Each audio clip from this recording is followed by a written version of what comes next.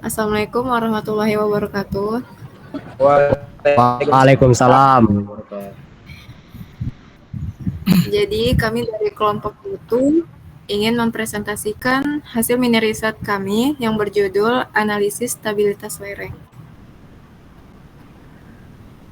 Jadi di pendahuluan ini, dia ada ketinggian galian dan timbunan yang berlebih, sering menjadi masalah dalam pembangunan jalan tol. Timbunan tanah itu digunakan untuk menyetarakan perbedaan ketinggian, namun tantangan utamanya adalah memastikan stabilitas tanahnya. Stabilisasi tanah penting untuk mencegah masalah di masa depan, terutama saat ketinggian timbunan meningkat yang dapat mengurangi kestabilan untuk mencegah pergerakan tanah. Dinding ini dirancang untuk mencegah keruntuhan alami. Ada dua parameter penting dalam hal ini, yaitu satu, nilai sudut geser dan kohesi yang mempengaruhi tekanan tanah lateral di belakang dinding. Tekanan tanah aktif terjadi karena gaya tanah yang bergerak keluar, sementara tekanan tanah pasif itu dihasilkan oleh gaya eksternal yang mendorong dinding. Kemudian, dalam desain dinding penahan tanahnya, ada 3 aspek penting yang harus diperhatikan. Satu, stabilitas terhadap resiko guling. Resiko dinding ditentukan berdasarkan pedoman pada SNI pada SNI 8460 2017 untuk bangunan geoteknik. Software seperti Plaxis yang ada pada gambar sering digunakan untuk menganalisis stabilitas tim model geometris, pemilihan model material, pengisian parameter, dan perhitungan untuk mendapatkan angka keamanan dan deformasi tanahnya. Analisis ini penting untuk menentukan langkah-langkah perkuatan yang diperlukan. Studi ini juga menganalisis jalan tol Chicago yang memiliki timbunan tanah setinggi 10 meter. Nah, analisis stabilitas lerengnya baik dengan maupun tanpa perkuatan diperlukan untuk mengetahui nilai angka keamanan dan menentukan metode perkuatan yang paling efektifnya. Selanjutnya ada landasan teori. Jadi di dalam landasan teori ini, di mini riset kami, itu memperoleh nilai angka keamanan berdasarkan proses analisa yang terstruktur. Data yang digunakan itu bersifat sekunder. Dan diperoleh dari instansi yang berwenang seperti badan pemerintah terkait proyek infrastruktur serta didukung oleh literatur ilmiah yang relevan. Jadi, literatur ini mencakup teori, metode analisisnya, dan studi kasus yang mendukung validitas penelitiannya. Penelitian ini dimulai dengan studi literatur untuk memahami konsep dan pendekatan terkait stabilitas lereng, mekanisme dinding penahan tanah, serta metode analisis menggunakan software Plaxis 86. Kemudian data sekunder yang dikumpulkan itu mencakup parameter tanah, kondisi geometri lereng, tinggi timbunan, dan dimensi awal dinding penahan tanah. Jadi, lereng yang diteliti itu dimodelkan dengan Plaxis 86, memperhatikan dimensi geometrinya, karakteristik tanah, dan beban yang bekerja. Dari data tersebut, didapat dimensi awal dinding penahan tanah itu dirancang sebagai panduan untuk perhitungan stabilitasnya.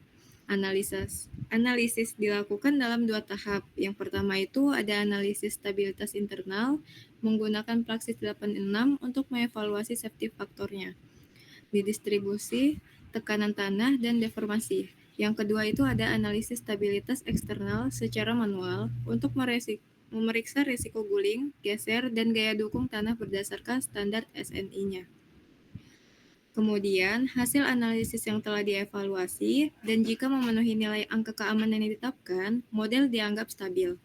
Jika tidak stabil, dimensi dinding penahan tanah itu disesuaikan atau diperkuat tambahan dan dirancang.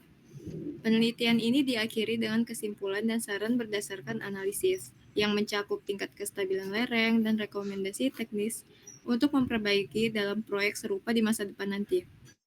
Nah, tujuan dari penelitian ini untuk meningkatkan pemahaman dan praktik perancangan infrastruktur yang aman dan efisien, khususnya dalam timbunan dan stabilitas lereng. Selanjutnya, metode penelitian akan dibacakan oleh teman saya, yaitu Ananda Fitra. Assalamualaikum warahmatullahi wabarakatuh.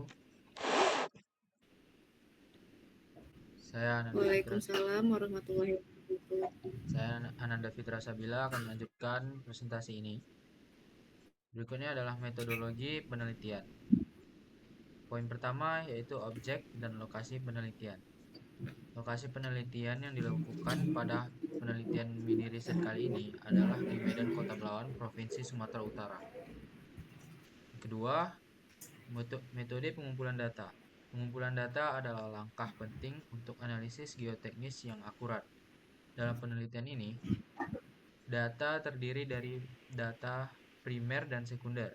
Data primer diperoleh melalui penyelidikan tanah di lapangan dan pengujian laboratorium, termasuk uji sondir atau CPT. Untuk mengukur daya dukung tanah, uji bor untuk mengambil sampel, uji permeabilitas, dan pengamatan kondisi lapangan seperti muka air, tanah, dan topografi. Hasil pengujian ini digunakan sebagai parameter input dalam software Plaxis yang mencakup modulus elastisitas, Poisson ratio, sudut geser dalam, kohesi, permeabilitas, dan parameter kekuatan non-drain untuk tanah jenuh. Sementara itu, data sekunder diambil dari skripsi tentang analisis modul geser tanah yang mencakup informasi desain geometrik jalan, data hidrologi, data geoteknis sebelumnya, serta peta topografi dan geologi. Data sekunder ini melengkapi informasi yang tidak dapat diperoleh dari survei primer, memberikan konteks yang lebih lengkap. Poin ketiga yaitu sumber data. Sumber data pada perencanaan ini adalah sebagai berikut. A. Data primer. Data primer adalah informasi yang diperoleh secara langsung dari lapangan dan digunakan sebagai dasar penelitian. Data ini mencakup hasil survei ke lokasi penelitian, pengambilan informasi dari pihak terkait yang menangani proyek, observasi di lapangan, pelaksanaan uji sondir, dan pengambilan sampel dari lokasi. B. Data sekunder. Data sekunder merupakan data yang diperoleh penulis berupa informasi tertulis atau bentuk dokumen yang berupa informasi tertulis atau bentuk dokumen lainnya yang berhubungan, yaitu poin pertama ada deskripsi bangunan, yang kedua ada desain bangunan, dan yang ketiga adalah data penyelidikan tanah atau SPT. Yang keempat, proses pengolahan data penelitian. Proses pengolahan data dalam penelitian ini mencakup pengumpulan data lapangan, termasuk hasil sondir tanah dan pengambilan sampel, yang kemudian diikuti dengan analisis laboratorium. Analisis ini meliputi pengukuran sifat fisik tanah, pembuatan benda uji, dan pengujian direct shear untuk menentukan parameter kekuatan geser tanah. Parameter yang diperoleh selanjutnya digunakan dalam analisis stabilitas lereng dengan software Plaxis, memberikan gambaran mengenai kestabilan lereng di lokasi penelitian. Tahapan pengolahan data ini dimulai dengan analisis faktor keamanan yang menghitung stabilitas lereng berdasarkan rasio antara kuat geser tanah dan tegangan geser yang terjadi. Kemudian, dilakukan pemodelan geometri lereng berdasarkan kombinasi lapisan tanah dari penyelidikan lapangan serta sudut kemiringan lereng, di mana setiap lapisan memiliki sudut geser yang berbeda. Software Praxis digunakan untuk memodelkan kondisi lereng sesuai dengan keadaan di lapangan. Tujuan dari proses ini adalah untuk mengevaluasi kestabilan lereng melalui simulasi elemen hingga akhirnya output dari Praxis menghasilkan data seperti faktor keamanan, pola deformasi, dan distribusi tegangan yang digunakan untuk menganalisis stabilitas lereng secara komprehensif. Berikut adalah hasil yang kami cari dari aplikasi Praxis tersebut. Bisa dilihat tabel 1 parameter tanah input software Praxis 8.6.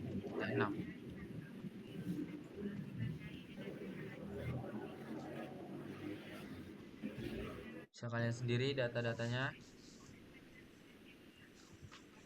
Situ ada parameter tanah, lapisan 1, lapisan 2, lapisan 3, dan satuannya.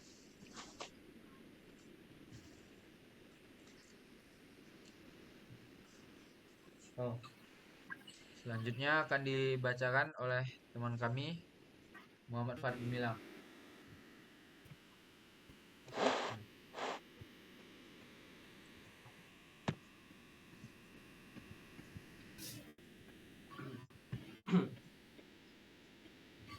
Baik, baik.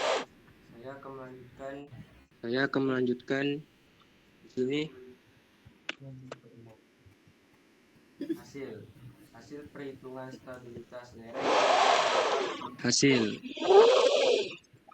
Hasil perhitungan stabilitas lereng dengan menggunakan software Plexis sesuai dengan parameter tanah yang diinput, di mana parameter tanah sesuai dengan hasil penelitian referensi yang telah dilakukan di laboratorium dapat dilihat sesuai dengan gambar berikut.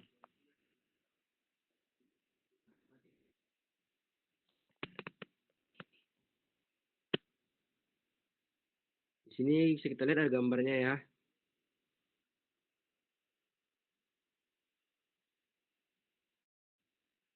Terus lanjut.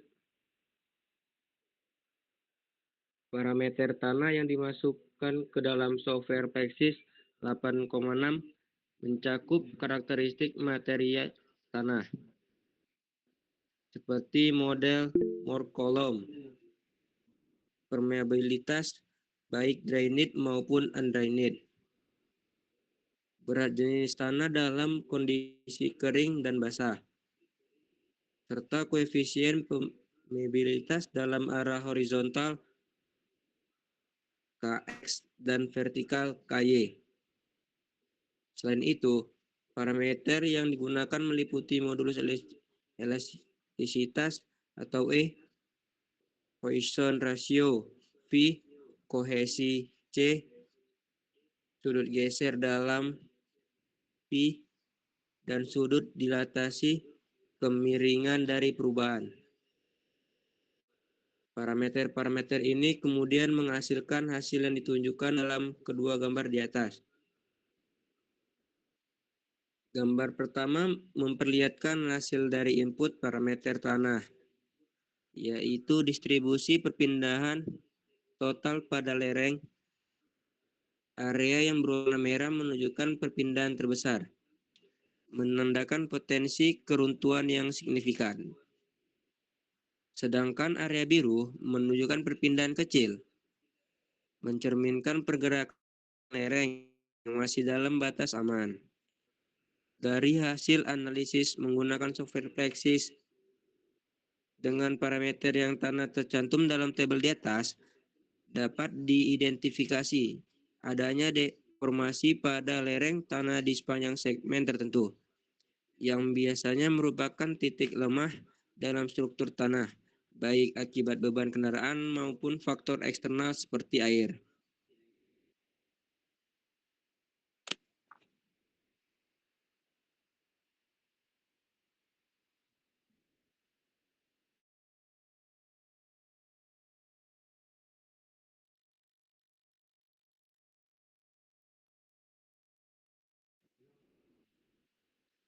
Pembahasan.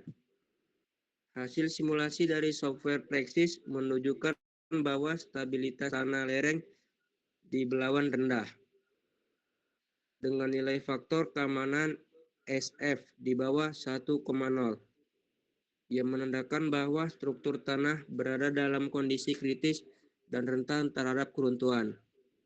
Selain itu, distribusi perpindahan total menunjukkan adanya deformasi yang signifikan di area lapisan tanah kedua. Hal ini mungkin disebabkan oleh tekanan air por yang tinggi, terutama karena lereng berdekatan dengan sungai, serta parameter tanah yang lemah seperti nilai kohesi yang rendah dan sudut geser tanah yang kecil. atau adanya beban tambahan yang melebihi kapasitas tanah. Untuk meningkatkan stabilitas lereng, penting untuk melakukan kajian ulang terhadap parameter tanah. Beberapa langkah yang bisa diambil termasuk menambahkan kapur atau bahan sejenis untuk meningkatkan nilai parameter yang rendah. Mendesain ulang lereng dengan menambahkan dinding penahan tanah dan menambahkan elemen drainase untuk mengurangi tekanan air pori seperti dengan membuat pipa agar air dapat mengalir tidak mengendap di tanah lereng. Selain itu, pemantauan kondisi tanah secara real time menggunakan alat seperti piezometer juga dianjurkan untuk meminimalkan risiko keruntuhan lereng dan mencegah terjadinya korban jiwa. Selanjutnya kesimpulannya akan dibacakan oleh teman saya, Ahmad Rapli. Baik, Assalamualaikum warahmatullahi wabarakatuh.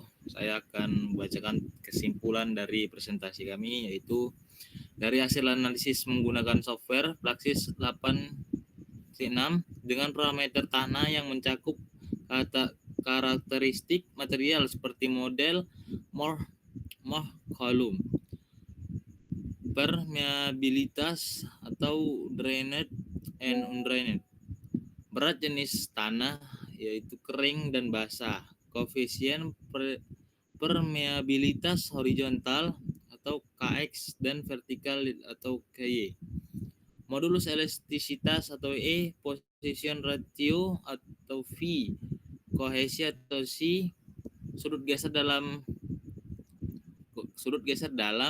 dan sudut dilatasi. Dapat disimpulkan bahwa distribusi pemindahan total pada lereng tanah bervariasi di sepanjang bentang lereng.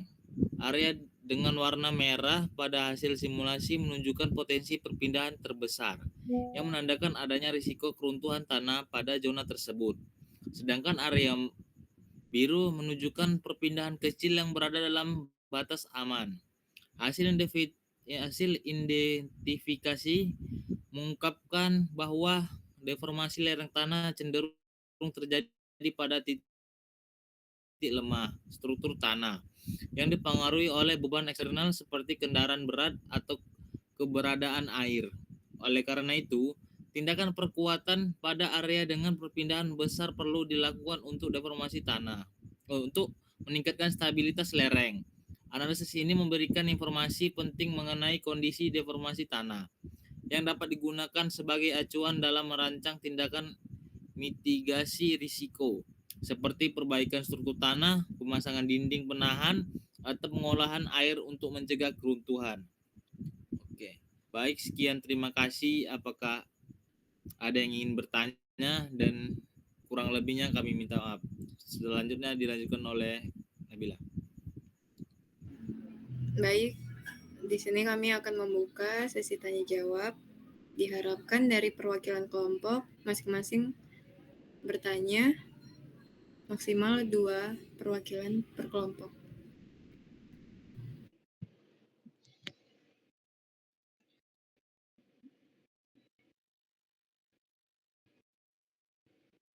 Assalamualaikum warahmatullahi wabarakatuh. Waalaikumsalam warahmatullahi wabarakatuh. Waalaikumsalam. Saya Muhammad Farhanulisan dari kelompok 5. Izin bertanya, apa saja bahan yang dibutuhkan dalam PVD? Boleh ulang nggak pertanyaannya? Astagfirullah. Sorry. Ya.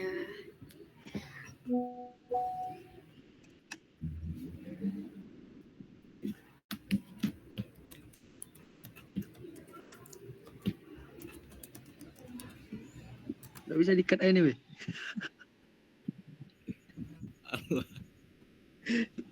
Aman tuh, aman. Kapan jawab? Tadi hampir maupun juga hampir salah kan? Salah kelompok aku tahu. Baik, yang bagi yang mau bertanya silakan bertanya. Tadi. Sorry, weh, salah kelompok aku, weh.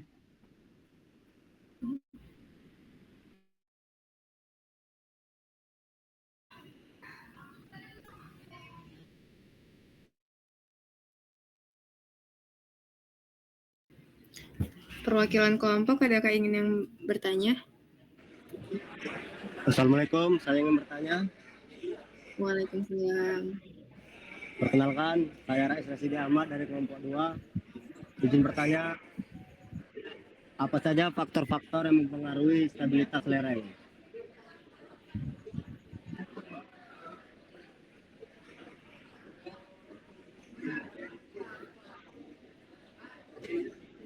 Oke, pertanyaannya sudah kami terima dan nanti akan kami jawab. Oke, terima kasih. Sama-sama.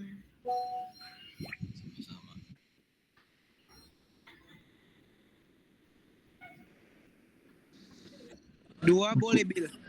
Boleh. Oke, bentar ya.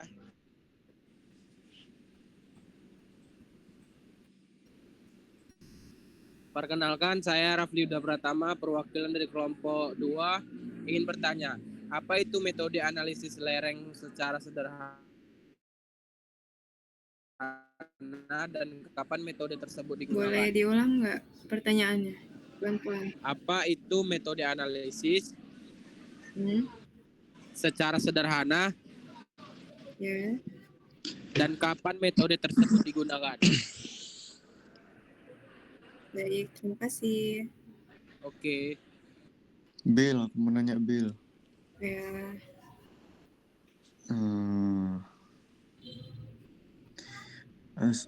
Perkenalkan, saya Diansa dari kelompok 4 ingin bertanya, bagaimana pengaruh jenis tanah terhadap stabilitas lereng di area tertentu, entah itu di lokasi penelitian yang kalian teliti, dan apa dampak perubahan curah hujan terhadap potensi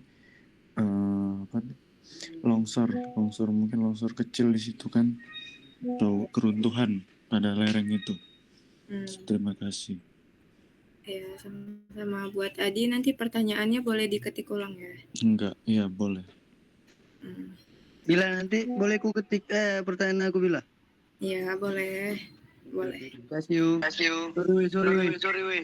Sama-sama. Ajo. Jangan salah lagi, yo. Kelompok aku.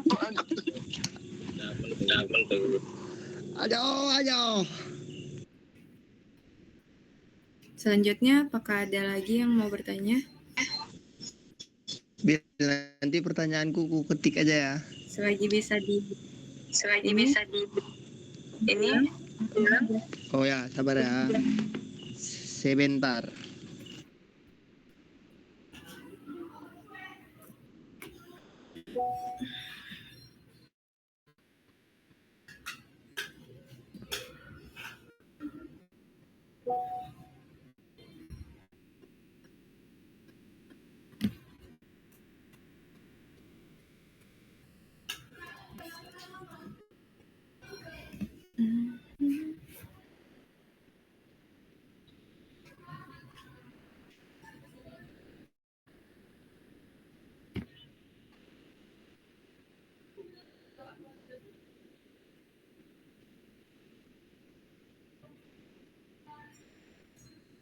Apakah ada yang mau bertanya lagi?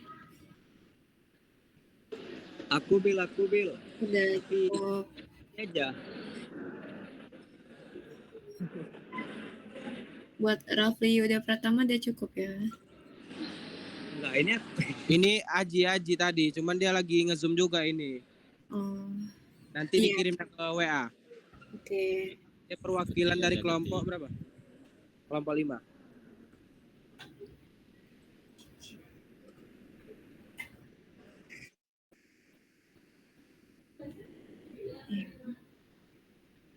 Dari perwakilan kelompok 3, apakah ada yang mau bertanya?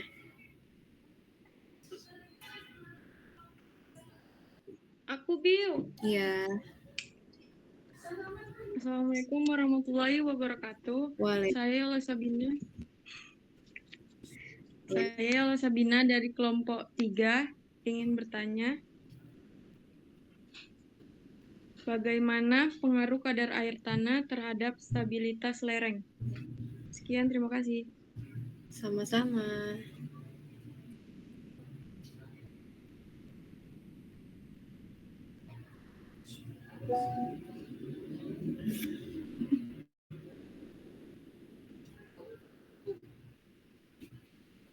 Baik, cukup sekian dari presentasi kami. Apabila ada kesalahan, kami minta maaf dan kami akhiri. Wassalamualaikum warahmatullahi wabarakatuh. Maaf mengganggu waktunya. Warahmatullahi wabarakatuh. Waalaikumsalam warahmatullahi wabarakatuh.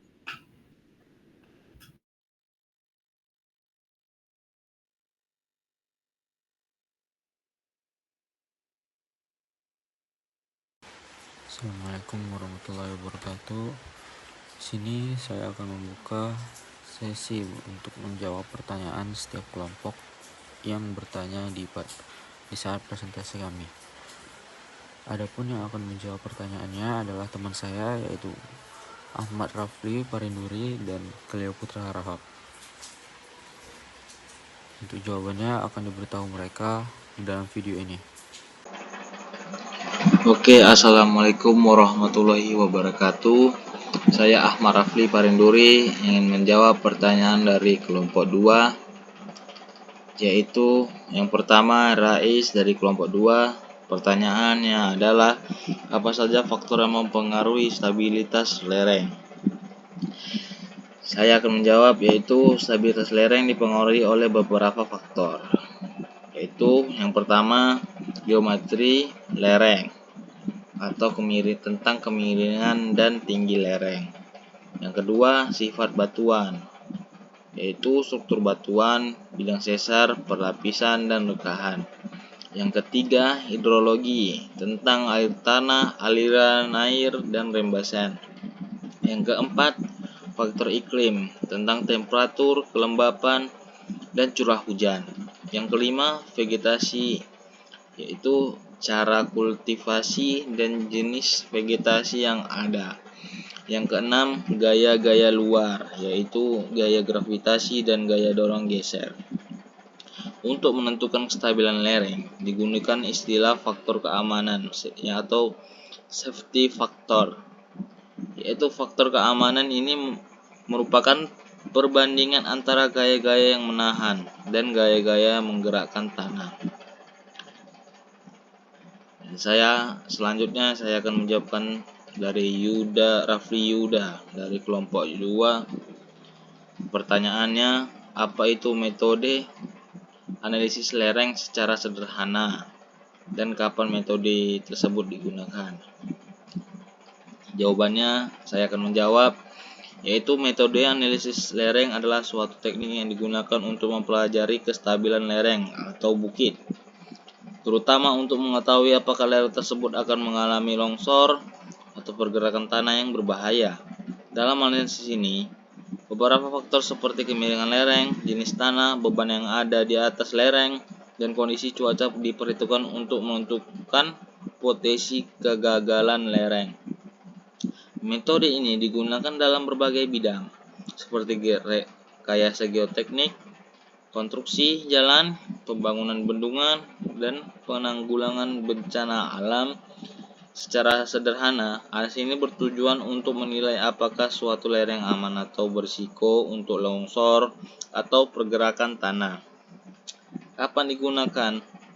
Metode analisis lereng digunakan dalam beberapa situasi, seperti pada saat pembangunan infrastruktur, yaitu sebelum membangun jalan, jembatan, atau bangunan di daerah bukit atau pegunungan. Yang kedua, contohnya penanggulangan bencana, seperti untuk memprediksi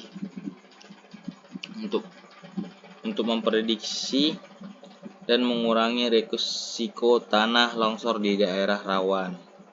Yang ketiga, tentang studi geoteknik, untuk menentukan faktor-faktor yang mempengaruhi kestabilan lereng dalam proyek konstruksi. Yang keempat, perencanaan pertanian untuk menentukan area yang aman untuk penanaman di lahan berbukit.